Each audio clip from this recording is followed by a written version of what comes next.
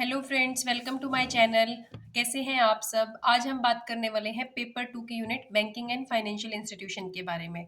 जैसा कि मैंने बोला था कि हर एक यूनिट का मैं आपको कुछ इंपॉर्टेंट पोर्शन बताऊंगी जो आपको किसी भी कीमत पे स्किप नहीं करना है।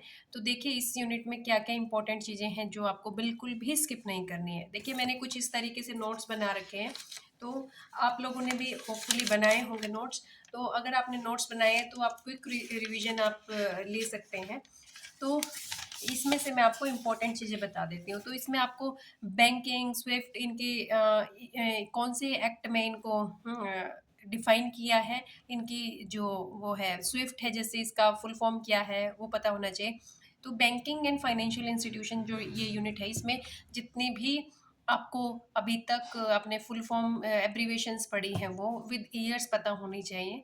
स्ट्रक्चर ऑफ डेवलपमेंट बैंक, इसमें लॉन्ग टर्म फंड्स का कौन सा है, एक्सपोर्ट इंपोर्ट डेवलपमेंट बैंक कब आया, क्या है, एग्रीकल्चर लैंड डेवलपमेंट बैंक क्या है, लॉन्ग टर्म है, शॉर्ट टर्म, मतलब ये सब आपको पता होना चाहिए विद ईयर्स। जैसे आईएफसीआई का ईयर क्या है, आईडीबीआई का ईयर क्या है, आईआरबीआई का ईयर क्या है, नाबार्ड का क्या है, स्टेट लेवल की बॉडीज कौन सी हैं, लोकल लेवल की बॉडीज कौन सी हैं। तो ये स्ट्रक्चर में आपको ये सब कवर करना है और यहाँ से मैचिंग में क्वेश्चन 100% आता है। इसके बाद आपको ये कोऑपरेटिव बैंक की रेगुलेशन और इसके टाइप्स ये सारे करने हैं। और एक ट्रायंगल में इन्होंने जैसे ये बताया हुआ है कि प्राइमरी लेवल की बॉडी कौन सी है, अपेक्स लेवल की कौन सी है और सेंट्रल डिस्ट्रिक्ट लेवल की कौन सी है, तो वो सब आपको पता होना चाहिए। फिर आरबीआई एक्ट कौन सा है और इसने अपना ऑपरेशन कब स्टार्ट किया था, नेशनलाइजेशन कब हुआ था, हेडक्वार्टर कहाँ पे है, फर्स्ट गवर्नर कौन है, कितने मेंबर्स होते हैं, आरबीआई के बारे में ये बेसिक जानकारी आपको होनी चाहिए। तो और ये भी पूछ सकते हैं कि आरबीआई पहले और किस कंट्री का जो है सेंट्रल बैंक रहा है। तो म्यांमार का जैसे 1937 से 42 तक रहा, उसके बाद फिर 45 से 49 तक भी रहा। पाकिस्तान का 47 से 48 तक रहा और इंडिया का 48 ऑनवर्ड्स था। तो ये क्वेश्चन भी पीवाई क्यूज में आपने देखा होगा, यहाँ से भी क्वेश्चन आया हुआ है। फिर ये call money, notice money, term money, ये कितने दिन के लिए होती है ये पता होना चाहिए। एनईएफटी, आरटीजीएस, आईएमपीएस, ये हम अपने रोजमर्रा की जीवन में हम यूज भी करते हैं बैंक में जाके। तो इनका आपको बेसिक पता होना चाहिए, इनकी फुल फॉर्म क्या है और इनके क्या फंक्शन है वो पता होना चाहिए। उसके बाद आपको लोन सिंडिकेशन, ये नेशनल है या इंटरनेशनल लेवल का है, कंजोर्टियम, पार्टिसिपेशन लोन, इसका पता होना चाहिए। टाइप्स ऑफ बैंकिंग, ये भी बहुत इंपॉर्टेंट है, यहाँ से भी क्वेश्चन पीवाईक्यूज में पूछा हुआ है। मेथड ऑफ क्रेडिट कंट्रोल, ये कौन सा है, ये सबसे ज़्यादा इंपॉर्टेंट टॉपिक है इस यूनिट का, इसको आप किसी भी कीमत पे स्किप नहीं कर सकते। इसमें क्वांटिटेटिव जनरल लेवल के कौन कौन से क्रेडिट कंट्रोल मेथड हैं और क्वालिटेटिव कंट्रोल मेथड कौन से हैं ये पता होना चाहिए। तो एक बार मैं आपको बता देती हूँ। क्वांटिटेटिव जो मेथड है वो है बैंक रेट, इसकी परसेंटेज क्या है, ये हाँ इसका 4.25 पहले था, अभी आपको लेटेस्ट देखना पड़ेगा। ओपन मार्केट ऑपरेशन क्या है, वेरिएबल कैश रिजर्व रेशो क्या है, इसमें सीआरआर और एसएलआर दोनों कवर करने हैं। Repo rate, reserve repo rate, reverse repo rate, LAF, liquidity adjustment facility, marginal standard facility, MSF, ये आपको इन सब की परसेंटेज और इनकी फुल फॉर्म और इनका जो मनी की जो लिमिट है वो पता होनी चाहिए।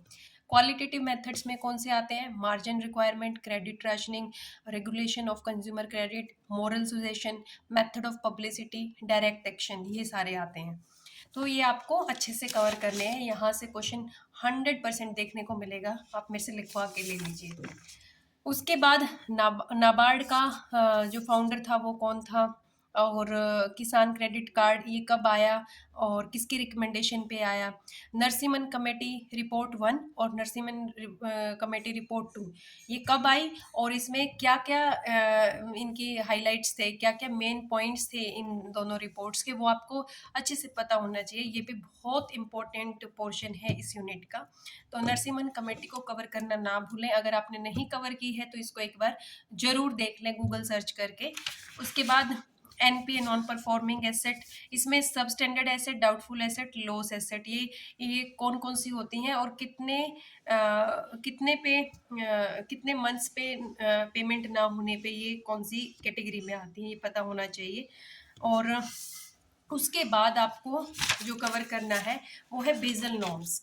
ये भी बहुत ज़्यादा इम्पोर्टेंट है इस यूनिट के लिए। तो बेसल नॉर्म से तो क्वेश्चन पूछते ही पूछते हैं, ऐसा हो ही नहीं सकता कि किसी साल में यहाँ से क्वेश्चन ना आया हो। तो यहाँ से क्वेश्चन 100% आता है।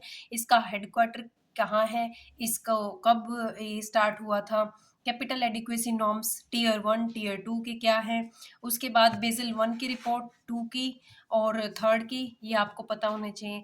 इसमें जो बेसल सेकंड है उसमें पिलर 1 2 3 है, उसमें उसको क्या बोलते हैं, जैसे पिलर 1 को मिनी कैपिटल बोलते हैं, पिलर 2 को सुपरवाइजरी प्रोसेस, पिलर 3 को मार्केट डिसिप्लिन। यहाँ से क्वेश्चन आता है और मैंने कई बार देखा है कि कई सालों में यहाँ पे क्वेश्चन आया हुआ है, हर साल यहाँ से क्वेश्चन पूछते हैं, अलग अलग तरीके से पूछ लेते हैं। फिर इसमें आपको बेसल सेकंड में credit risk, market risk, operational risk ये पता होना चाहिए। ये इसमें पूछ लेते हैं कि बेसल सेकंड में टाइप्स ऑफ रिस्क बताएं कौन कौन से हैं, और उसमें इन तीनों के अलावा कोई और दे देंगे तो आपको वो देखना है कि इसमें कौन सा गलत है, इस टाइप का क्वेश्चन आ गया। या फिर मैचिंग में दे दिया कि बेसल सेकंड से रिलेटेड ये वाला रिस्क है, तो इस टाइप के क्वेश्चन यहाँ से देखने को मिलेंगे। और इसकी फुल फॉर्म क्या है, BRS committee of banking regulation and supervisory practice. तो ये सारे इनिशियल नेम था ये CBRS बेसल नॉर्म्स का। तो ये इसके बारे में ये मैंने सिर्फ इतने से पोर्शन में इसके नोट्स बनाए हुए हैं, यहाँ से ये सब कवर हो जा रहा है और इतने पोर्शन से ही क्वेश्चन देखने को मिलते हैं, तो आपको बहुत ज़्यादा भी करने की ज़रूरत नहीं है। उसके बाद इंश्योरेंस एक्ट कौन सा है, कब कौन सा ईयर है इंश्योरेंस एक्ट का, वो पता होना चाहिए। बैंकिंग ऑम्बुड्समैन स्कीम का ईयर कौन सा है वो पता होना चाहिए। सरफेसाई एक्ट 2002 वो पता होना चाहिए। तो इसकी एक फुल फॉर्म आपको पता होनी चाहिए सरफेसाई एक्ट की, securitisation and the reconstruction of financial asset and enforcement of the security interest. तो ये आपको अच्छे से पता होनी चाहिए। उसके बाद जो इम्पोर्टेंट पोर्शन बचता है इस यूनिट का वो है मनी मार्केट और कैपिटल मार्केट। मनी मार्केट के टाइप्स, सेकेंडरी मार्केट में क्या क्या आता है, स्पॉट मार्केट, फॉरवर्ड मार्केट। ठीक है, इसमें फॉरवर्ड वाले में भी फ्यूचर मार्केट, ऑप्शन मार्केट। देखिए ये आपको समझने में थोड़ा सा टाइम लग सकता है क्योंकि इसमें बहुत सारी कंफ्यूजन भी है इस पोर्शन में, बट अगर आपने एक बार ध्यान से इसको पढ़ लिया तो आपका अच्छे से क्लियर हो जाएगा। तो हमें वहाँ पेपर में ये दिक्कत होती है कि फ्यूचर मार्केट में क्या था, फॉरवर्ड मार्केट में क्या था, तो इस टाइप का हमें कन्फ्यूजन होता है। तो बड़े ध्यान से ये वाला चीज़ कवर करनी है। डेरिवेटिव्स में क्या क्या आता है, फाइनेंशियल, इसमें कमोडिटीज़ को दो पार्ट्स में डिवाइड कर दिया, फाइनेंशियल में फिर बेसिक कॉम्प्लेक्स में डिवाइड कर दिया, बेसिक में forward future option warrant, complex में स्वैप एक्सोटिक्स आ गया, और कमोडिटी में oil commodity, agriculture product, metal, mineral, gas etcetera. देखिए ये एक बार आप देख लीजिए, ये इस टाइप से मैंने इसका चार्ट बना रखा है और यहाँ से कवर हो जाएगा। उसके बाद इनडायरेक्ट इन्वेस्टमेंट कौन कौन सी होती हैं, ऑप्शंस में क्या क्या आता है, कॉल ऑप्शन, पुट ऑप्शन। अब ये इसको आप अच्छे से कर लीजिए गूगल सर्च करके कि कॉल ऑप्शन क्या है, पुट ऑप्शन क्या है। इसमें भी कन्फ्यूजन हो जाता है, इसमें हम सेलर को बायर, बायर को सेलर भी रख सकते हैं। तो ये आपको अच्छे से पता होना चाहिए और इसको बड़े ध्यान से करना है। उसके बाद फॉरेन बॉन्ड्स के टाइप कौन कौन से हैं, बुलडॉग बॉन्ड, मटलीडा मट मटिल्डा बॉन्ड्स, और ये है समुराई बॉन्ड, मसाला बॉन्ड्स। इनके टाइप, इनका ये कौन सी कंट्री से रिलेटेड हैं और ये क्या है, इनके बारे में आपको बेसिक पता होना चाहिए। उसके अलावा यहाँ पे बचता है ये हेज की टाइप है, natural hedge, matching, knitting, financial and the perfect. इनके मीनिंग आपको पता होने चाहिए। तो मैंने आपको बहुत ही थोड़ा पोर्शन कवर करने के लिए बोला है। अगर आपने बैंकिंग एंड फाइनेंशियल इंस्टीट्यूशन के यूनिट का ये पोर्शन कवर कर लिया तो आप कम से कम छः क्वेश्चन आराम से इस यूनिट से कवर कर लेंगे। उससे ज़्यादा ही बेशक आप कवर कर लो, तो यहाँ से ये क्वेश्चंस आपको देखने को मिलेंगे। और जितने भी एक्ट हैं इस यूनिट से रिलेटेड सबके ईयर्स का आपको पता होना चाहिए। मैचिंग में क्वेश्चन आता है, हर बार आता है। तो देखिए 10 यूनिट में से कुछ यूनिट्स हमें इजी लगती हैं, कुछ हमें डिफ़िकल्ट लगती हैं, पर हम सब पे इक्वल फोकस नहीं कर पाते। कई बार किसी का इंटरेस्ट किसी यूनिट में होता है ज़्यादा, किसी का किसी में होता है। तो ये बैंकिंग एंड फाइनेंशियल इंस्टीट्यूशन को कवर करना बहुत ईजी नहीं रहता, काफ़ी बड़ा सब्जेक्ट है। पर इसको मैंने अपने नोट्स में ऐसे कवर कर लिया कि मैंने इसको ईजी बना लिया था। और रिवीजन करना भी ईज़ी रहा और इसको कवर करना भी ईज़ी रहा। पर मैंने इस पोर्शन को इतने अच्छे से कवर करके बार-बार रिवाइज़ किया कि यहाँ से मेरे क्वेश्चंस ठीक हो गए थे और मेरा अच्छे से नेट क्लियर हो गया था विथ हाई परसेंटाइल। तो आप भी ऐसे ही कवर करना और अभी दिन बहुत थोड़े हैं तो इसको बार-बार रिवाइज़ करने की कोशिश करना ऑन डेली बेसिस।